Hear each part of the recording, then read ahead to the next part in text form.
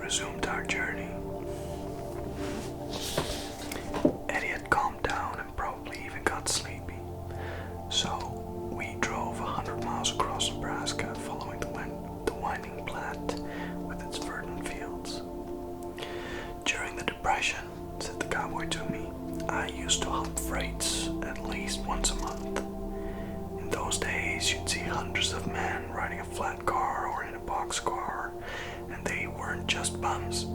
They were all kinds of men out for work and going from one place to another, and some of them just wandering. It was like that all over the West. Brakemen never bothered you in those days. I don't know about today. Nebraska, it ain't got no use for. Why, in the middle 1930s, and this place wasn't nothing but a big dust cloud as far as the eye could see. You couldn't breathe. The ground was black. I was here in those days. They didn't give Nebraska back to the Indians, as far as I'm concerned. Oh, they can give Nebraska back to the Indians, as far as I'm concerned. I hate this damn place more than any place in the world. Montana's my home now, Missoula. You come up there sometime and see God's country. Later in the afternoon, I slept when he got tired talking. He was an interesting talker. We stopped along the road for a bite to eat. The cowboy went off to have a spare tire patched, and Eddie and I sat down in a kind of homemade diner. I heard a great laugh, the greatest laugh in the world, and here came this rawhide old-timer Nebraska farmer with a bunch of other boys into the diner. You could hear his raspy cries clear across the plains, across the whole gray world of them that day. Everybody else laughed with him. He didn't have a care in the world, and he had the hugest regard for everybody. I said to myself, well, listen to that man laugh. That's the West. Here I am in the West. He came booming into the diner, calling Ma's name, and she made the sweetest cherry pie in Nebraska. And I had some with a mountain scoop of ice cream on top. Ma, rustle me up some grub before I have to start eating myself raw or some silly idea like that. And he threw himself on a stool and went yah, yah, yah, and throw some beans in it. It was the spirit of the West sitting right next to me. I wished I knew his whole raw life and what the hell he'd been doing all those years besides laughing and yelling like that. Why? I told my soul, and the cowboy came back, and off we went to Grand Island. We got there in time flat. We got there in no time flat. He went to fetch his wife, and off to whatever fate awaited him. And Eddie and I resumed on the road. We got a ride from a couple of young fellows, wranglers, teenagers, country boys, and put together jalopy. Were left somewhere up the line in a thin drizzle of rain. Then an old man who said nothing, and God knows why he picked us up, took us to Shelton. Here Eddie stood forlornly in the road in front of a starting bunch of squat Omaha Indians who had nowhere to go and nothing to do. Across the road was a railroad track, the water tank saying Shelton. Damn me, said Eddie with amazement. I've been in this town before. It was years ago, during the war. At night, late at night, when everybody was sleeping. I went out on the platform to smoke, and there we was in the middle of nowhere, black as hell. And I look up and see that name Shelton written on the water tank. Bound for the Pacific, everybody's snoring, every damn dumb sucker, and we only stayed a few minutes, stoking up or something, and off we went. Damn me, this Shelton. I hated this place ever since. We were stuck in Shelton, as in Davenport, Iowa. Somehow all the cars were farmer cars. And once in a while, a tourist car, which is worse, with old men driving and their wives pointing out the signs or poring over maps sitting back looking at everything with suspicious faces. The drizzle increased, and Eddie got cold. He had very little clothing. I fished a wool plate shirt from my canvas bag, and he put it on. He felt a little better. I had a cold. I bought cough drops in a rickety Indian store of some kind. I went to the little 2x4 post office and wrote my aunt a penny postcard. We went back to Grey Road. There she was in front of us, Shelton written on the water tank. The Rock Island balled by. We saw the faces of Pullman passengers go by in a blur. The train howled off across the plains in directions of our desire. It started to rain harder. A tall, lanky fellow in a gallon hat stopped his car on the wrong side of the road and came over to us. He looked like a sheriff. We prepared our story secretly. He took his time coming over. "You boys going to get somewhere? Just going." We didn't understand his question, and it was a damn good question. "Why?" we said. "Well, I own a little carnival that's pitched a few miles down the road. I'm looking for small boys willing to work and make a buck for themselves. Got a roulette concession and a wooden ring concession. You know, the kind you throw around dolls and take your luck. You boys want to work for me? You can get 30% of the take. Room and board. You can get a bed, but no food. You'll have to eat in town. We travel some." We thought it over. "It's a good opportunity," he said. Waited patiently for us to make up our minds. We felt silly and didn't know what to say, and I for one didn't want to get hung up with a carnival. I wasn't in such a bloody hurry to get to the gang in Denver. I said, "I don't know.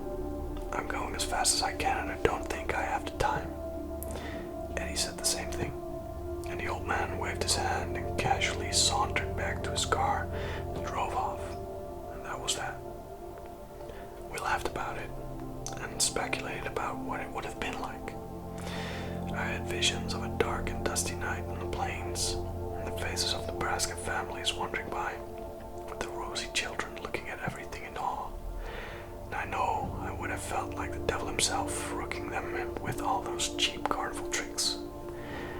The Ferris wheel revolving in the flatlands darkness, and, God Almighty, the sad music of the merry-go-round, and me wanting to get on to my goal, sleeping in some gilt wagon on a bed of burlap. And he turned out to be a pretty absent-minded pal of the road, a funny old contraption driven by an old man. It was made of some kind of aluminum, square as a box. A trailer, no doubt, but a weird, crazy Nebraska homemade trailer. It was going very slow and stopped. We rushed up. He said he could only take one. Without a word, Eddie jumped in and slowly rattled from my sight, wearing my wool plate shirt. While Alec-a-day I kissed the shirt goodbye, it had only sentimental value in any case. I waited in our personal god-awful Shelton for a long, long time, several hours, and I kept thinking it was getting night. Actually, it was only afternoon, but dark. Denver, how would I ever get to Denver? I was just about giving up and planning to sit over coffee when a fairly new car stopped, driven by a young guy. I ran like mad. "Where are you going?" "Denver." "Well, I can take you 100 miles up the line." Grand, you saved my life. I used to hitchhike myself. That's why I always pick up a fellow. I would too if I had a car. And so we talked, and he told me about his life, which wasn't very interesting, and I started to sleep some, and woke up right outside the town of Gothenburg, where he let me off. Chapter 4. craziest ride in my life was about to come up. A truck with a flatboard at the back, with about 6 or 7 boys sprawled out on it, and the drivers, 2 young blonde farmers from Minnesota, were picking up every single soul they found on that road. The most smiling, cheerful couple of handsome pumpkins you could ever wish to see. Both wearing cotton shirts and overalls, nothing else. Both thick-wristed and earnest, with broad "how are you" smiles for anybody and anything that came across their path. I ran up, said, "Is there room?" They said, "Sure, hop on, there's room for everybody." I wasn't on the flatboard before the truck roared off. I lurched, a rider grabbed me, and I sat down. Somebody passed a bottle of Rotgut, the bottom of it. Took a big swig in a wild, lyrical, drizzling air of Nebraska. "Whoa, yeah, here we go," yelled a kid in a baseball cap, and they gunned up the truck to 70 and passed everybody on the road. "We've been riding this son of a bitch since Des Moines." These guys never stop. Every now and then you have to yell for piss call, otherwise you have to piss off the air and hang on, brother, hang on. I looked at the company. There were 2 young farmer boys from North Dakota in red baseball caps, which is the standard North Dakota farmer boy hat, and they were headed for the harvests. Their old man had given them leave to hit the road for the summer.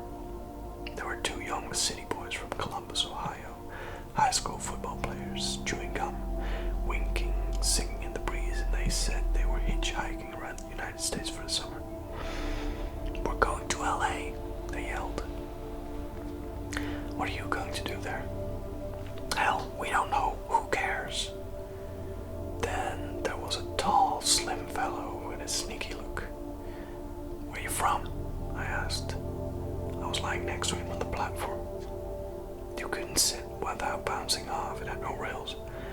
And he turned slowly to me, opened his mouth, and said, "Montana."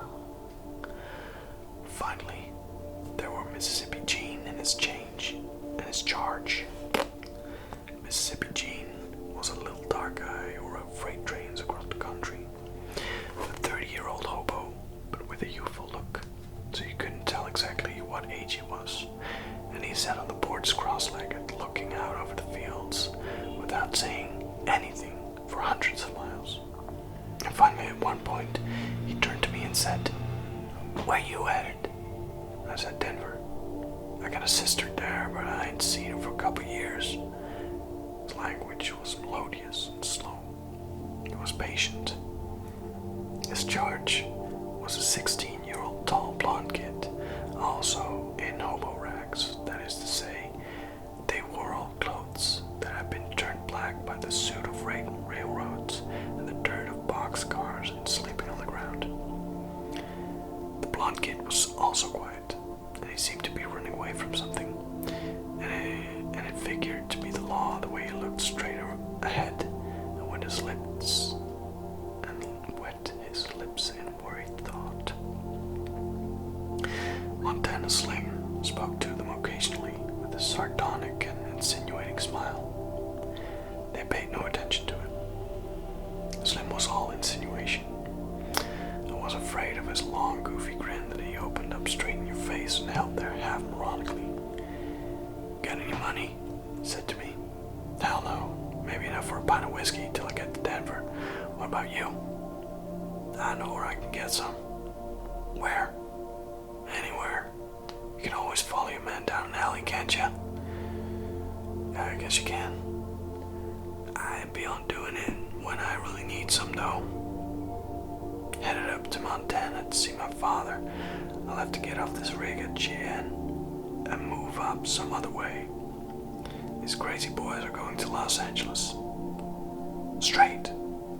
All the way. If you want to go to LA, you gotta ride. I mulled this over.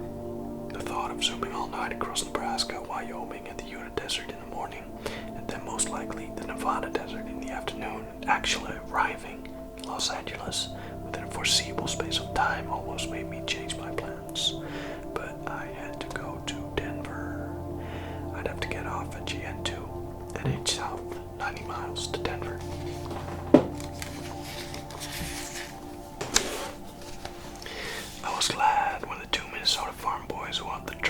decided to stop in the North Platte and eat. I wanted to have a look at them. They came out of the cab and smiled at all of us. "Pascal," said one. "Time to eat," said the other. But they were the only ones in the party who had money to buy food.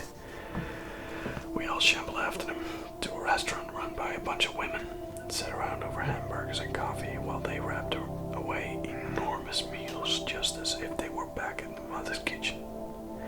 They were brothers. They were transporting farm machinery from Los Angeles to Minnesota and making good money at it. So on their trip to the coast empty, they picked up anybody on the road. They'd done this about 5 times now. They were having a hell of a time. They liked everything. They never stopped smiling. I tried to talk to them, a kind of dumb attempt on my part to befriend the captains of our ship, and the only responses I got were 2 sunny smiles and large white corn-fed teeth. Everybody had joined in the restaurant except the 2 hobo kids, Gene and his boy. When we all got back, they were still sitting in the truck, forlorn and disconsolate. Now the darkness was falling. The drivers had a smoke. I jumped at the chance to go buy a bottle of whiskey to keep warm in the rushing cold of the night. They smiled when I told them. "Go ahead, hurry up. You can have a couple shots," I reassured them. "Oh no, we have a drink. Go ahead." Montana Slim and the 2 high school boys wandered the streets of North Platte with me till I found a whiskey store. They chipped in some and Slim some, and I bought a 5th. Tall, sullen man watching us go by from false front buildings. The main street was lined with square box houses. There were immense vistas of the plains beyond every sad street. I felt something different in the air in the North Platte. I didn't know what it was. In 5 minutes, I did. We got back on the truck and roared off. It got dark quickly. We all had a shot, and suddenly I looked, and the verdant farm fields of the Platte began to disappear, and in their stead, so far you couldn't see to the end, appeared long, flat wastelands of sand and sagebrush. I was astounded. "What in the hell is this?" I cried out to Slim. "This is the beginning of the rangelands, boy. Have me another drink." "Whoopee," yelled the high school boys. "Columbus, so long. What would Spark and the boys say if they was here, yo?" The drivers had switched up front. The fresh brother was gunning the truck to the limit.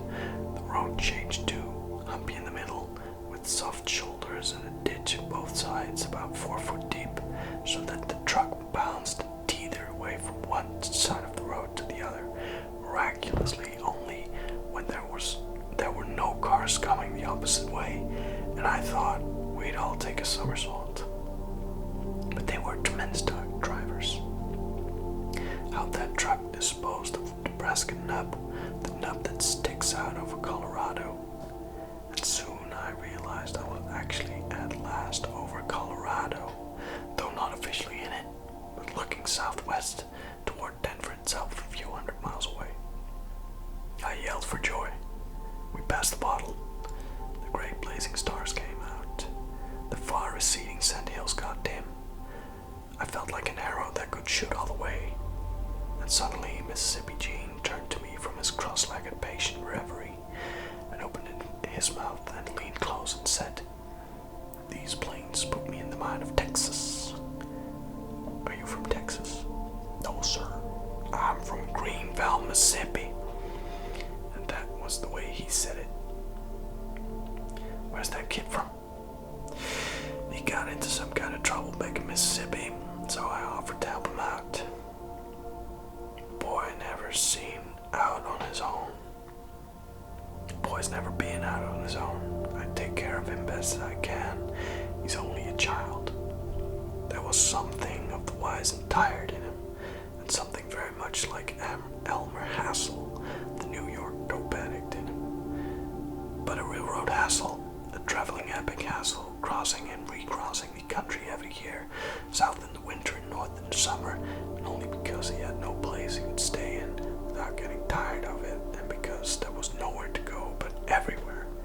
Keep rolling under stars, generally the western stars. I've been to Ogden a couple times. If you want to ride to Ogden, I got some friends there you could hole up with. I'm going to Denver from Chien. I'll go straight through. You don't get a ride like this every day. This too was a tempting offer. What was in Ogden? What's Ogden? I said. It's the place where most of the boys pass through and always meet there. You're liable to see anybody there. In my earlier days, I'd been to sea with a tall, raw-boned fellow from Louisiana called Big Slim Hazard and William Holmes Hazard, who was a hobo by choice. As a little boy, he'd seen a hobo come up to ask his mother for a piece of pie, and she had given it to him. And when the hobo went off down the road, the little boy had said, "Ma, what's that fellow?" "Why, that's a hobo." "Ma, I want to be a hobo someday." "Shut your mouth, that's not for the likes of the Hazards." But he never forgot that day, and when he grew up, after a short spell playing football at LSU, he did become a hobo. Big Slim and I spent many nights telling stories and splitting tobacco juice in paper containers. There was something so indubitably reminiscent of Big Slim Hazard and Mississippi Gene's demeanor that I said, "Do you happen to have met a fellow called Big Slim Hazard somewhere?" And he said, "You mean the tall fellow with the big laugh?"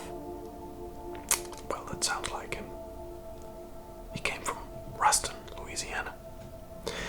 "That's right, Louisiana Slim, he's sometimes called. Yes, sir, I sure have met Big Slim. And he used to work in the East Texas oil fields. East Texas, right? And now he's punching cows." And that was exactly right, and I still couldn't believe Gene could have really known Slim, who I'd been looking for, more or less, for years. And he used to work in tugboats in New York. Well, now, I don't know about that. I guess you only knew him in the West. I reckon. I'd never been to New York. Well, damn me, I'm amazed you know him. This is a big country. Yet I knew you must have known him. Yes, sir, I know Big Slim pretty well.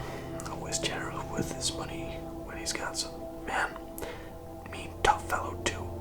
I've seen him flattening policemen in the yards at GN, one punch. That sounded like Big Slim. Was always practicing that one punch in the air. He looked like Jack Dempsey, but a young Jack Dempsey who drank.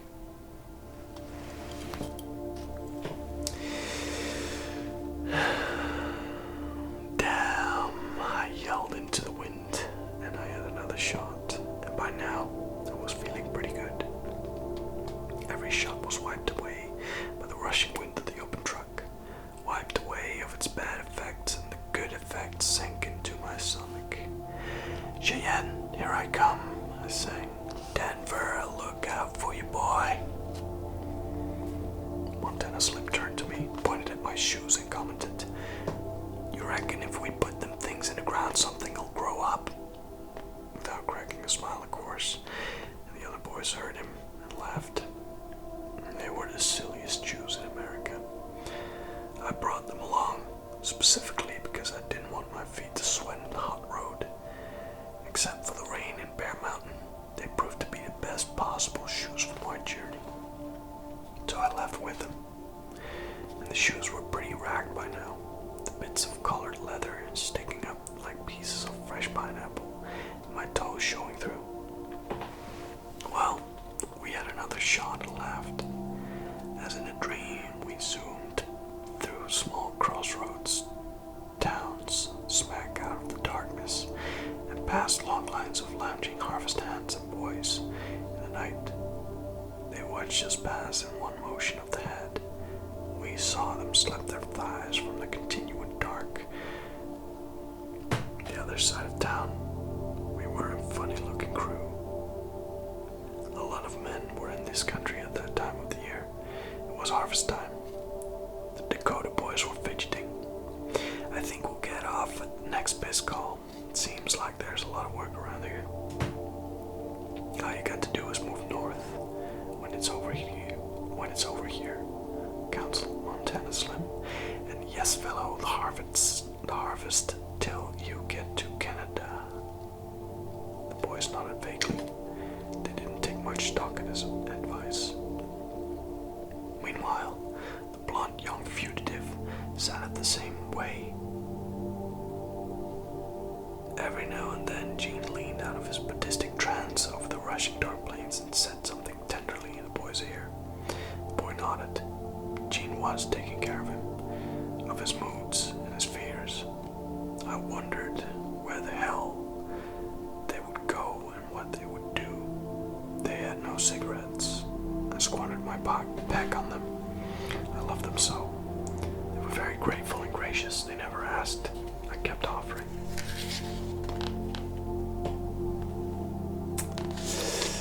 Montana Slim had his own, but never passed the pack.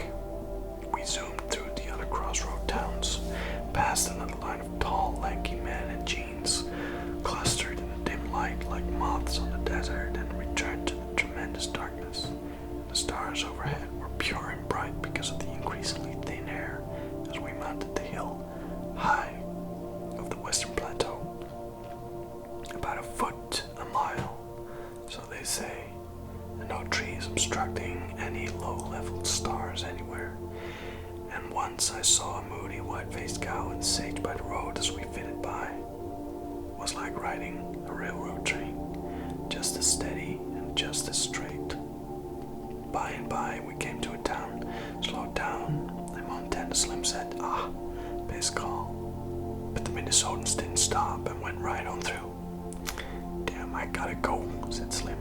Well, go over the side, said somebody. Well, I will, he said, and slowly, as we all watched, he inched to the back of the platform on his haunch, holding on as best as he could till his legs dangled over. Somebody knocked on the window of the cab to bring this to the attention of the brothers. Their great smiles broke as they returned. And just as Slim was ready to proceed, precarious as it was already, they began zigzagging the truck at 70 miles an hour. He fell back a moment. We saw a whale spout in the air. He struggled back to his sitting position. They swung the truck. Wham! Over he went to the side, watering all over himself. In the roar, we could hear him faintly cursing like the whine of a man far across the hills. Down! He never knew we were doing this deliberately. He just struggled, as grim as Job. When he was finished, as such, he was wringing wet, and now he had to edge and shimmy his way back, and with a most woebegone look, and everybody laughed, except the sad blonde boy and Minnesotans roaring in the cab. I handed in the bottle to make up for it. What the hell, he said. Was they doing that on purpose? They sure were. Well, damn me. I didn't know that. I know we tried it back in Nebraska and didn't have half so much trouble. I have to pause for a bit again. Thank you so much for watching. And I'll see you next week.